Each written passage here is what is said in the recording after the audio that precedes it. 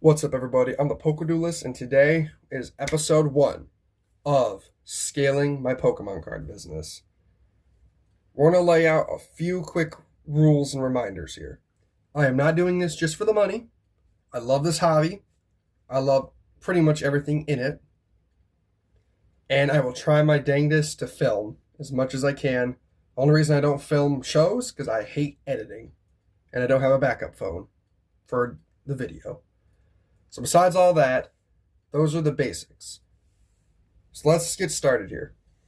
I have, according to Collector, which I have a problem with Collector, but besides that, according to Collector, I have about 4,700 in sealed slabs and singles. This is excluding everything in the $5 binder and excluding my PC. I decided to add up my PC on the side. I don't like keeping track of it. I don't want to know how much it's worth because that would tempt me to sell it. So I don't keep track of those. But I did add them up, and I was surprised at some of the prices. Zoroark from White Flare is like $90 now. Holy crap. But my PC binder is worth about $1,700. My other PC binder is worth about $1,500. So all in all, everything together, we have just shy of $7,000 in Pokemon. Just shy of it. So that's a pretty good start. I have a fair amount of capital. Not a crazy amount, but a good amount to get started. I have the cards, and that's what really matters. So, with that being said, we need to name our business. I'm going to name it the Zenith Collector. Crown Zenith is my favorite modern set. Love it so much. Great cards. Everything in that set is fantastic. Great way to round up an era. Great way. So that's the name of it. And I'm going to be buying at the standard. The standard is 70 to 75%. That is standard. And I need to stick to these to keep my margins good. Trade 80 to 85%. I'm more lenient on that because I love trading. Trading is awesome. It's the whole point of the TCG. Pre-show spending. Most guys like me who just have a few grand in Pokemon and they want to go to a show don't think about the pre-show spending. So in my area, tables range from $40 to $70. There's only been like 2 shows I've ever gone that are $70 a table. Most of them are $40 to $60, but there is a high 70, like I said. So I'm going to go in the middle and say $50 for my average show. So that's $50 out the window before I even walk into the show. And then you got to think travel. Most of my shows will be about an hour. So that's about $20 round trip for me. So it's $70. I like getting energy drinks in the morning. I personally like Celsius, Cherry Cola. I think it's really good. That's another $10 because I buy a few. So now we're at 80. Then you got to think food through the day and just other little tiny things like that. Let's go with $20. That's food all day. That's drinks all day. It's $100 already. That's not including if you eat out in the morning or if you make any other pre-deals. So just make sure that I understand that I've laid all this stuff out. So we're going to try to keep it to less than 100. If I go over 100, it's going to be a crazy show. But not only do I need to make back the 100, I need to profit 100. So I need to make $200 cash to pay for that trip and the next trip, and then have a little bit of left over. So keeping my money separate and organized is a very important thing. Keeping track of trades and other deals like that is very important. Writing down what you sell, what you buy, and what you trade is what I'm going to start doing. I've never really done that, but I'm going to start doing it now. Taking photos of bigger deals is another thing. Also, the way the inventory system works is, let's say I have 7 grand in stuff. Let's say somebody buys 1,000 at that show. So I'm down to 6 grand in stuff, but I have 1,000 cash liquidated, let's say. I need to take at least 500 of that and go restock an inventory. Keep up the quality inventory while still maintaining profits. So you can't just take all of your profits and keep them. You have to put some of it back into the business. Approximately 50 to 60% need to go straight back into the business, if not more. My goal is to only get paid about 100 to 200 every weekend I do this. That's me put in wallets. So, all in all, to be successful at a show, I need to make 100 cash back for expenses before the show, 100 to be in the profit zone, then an additional 100 to put in my wallet. So at minimum, every single show, I need to liquidate $300 at bottom of the barrel minimum. That's to pay myself, that's to pay the business, and that's to pay the bill before the show starts. So my local shows, I have never really done that much. I've done thousands in trades, but I've never really done a consistent number of cash. I think the most I've ever made is like 1,500. And that's when I sold everything. I literally sold everything and traded everything for PC. So definitely need to start keeping track of that stuff and maintaining that stuff. So as a blanket rule, I need to make all that back. Inventory wise, I have a ton of inventory, mainly promos and IRs, just cards I like that I think other people would like. Obviously, I don't go to shows enough to know what other people like, but most people like evolutions, sealed promos, IRs, cool looking promos. Mega attack rares are really hot in my area, and so are $20 plus IRs. I've pulled like 4-way alerts, by the way, if you haven't seen my videos. Crazy. Like I showed in the preview, these are my two biggest assets per se. So these two will be helping me a lot, and I really don't want to get rid of them. But they're just big enough to want it. By the way, I bought this when the card had high sales at $780. And within the time I bought this card has gone down to like $680. I bought it about $700-ish.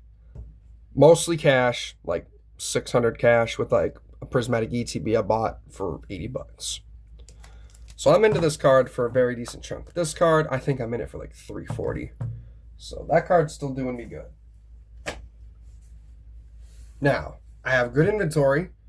I have more inventory than what I showed you of those singles. Those are just a pile of singles. I have others, bigger cards. I also have good slabs for the most part. I have good sealed. Prismatic, I have a lot of prismatic, a lot of chaos, and a little bit of perfect order. But another thing I picked up are these Lumiose City Tins. I have 2 full display cases, so those seem to sell very well. Tins, mini tins specifically, sell extremely well. Another thing I'm going to need for this business is 2 more binders. I have 1 and it's pretty much full, but that's not good enough. You want people's attention. So by having multiple binders, you can keep people's attention longer.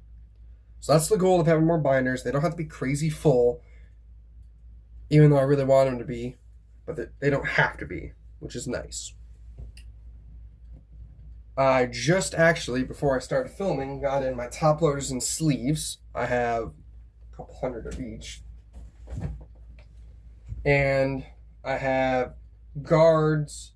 I have everything you can need to protect cards and that. Grading cards.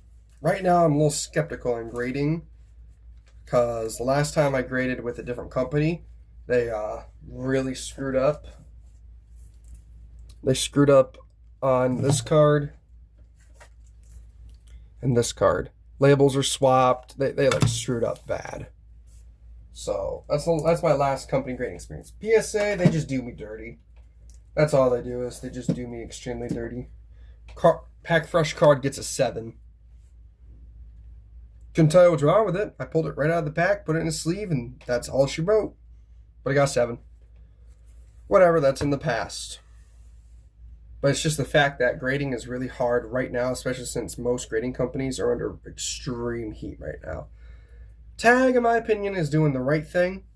So my next submission will probably be to Tag. CGC, as much as I love the look of their pristine labels, they are not liquid enough for me to justify sending my card there, which I hate that they're not. But when a CGC 10 is 50% of the PSA 10, that's a rough count. It's a really rough count. So I'll be primarily sending to Tag. I have a PSA submission out, and I'll probably try BGS one more time. If they screw me, I'll just never grade with them again. That's as simple as that. So, but always keeping a submission out is a big thing. Keeping constantly getting new cards is what you need to do. I think I covered pretty much everything. Yep, so we have our name, The Zenith Collector. Buying at a strict 70 to 75, trading at an 80 to 85, and then buying cards between $15 and $60 at those rates will keep me afloat, keep good quality cards in the case, and affordable cards. That's another big thing. It's affordable for the customer to buy. Also, I have a personal thing. I will never ever sell a card for anything less than 87%. That is the lowest percentage I'd go on anything. That does not mean I will sell for that, but it does mean any card I will ever sell, I will only sell for 87% at the lowest. So if somebody came up and asked me to clear my case, I look at them and say 90%, and if they say 85, we're going to be too far off. I already know it.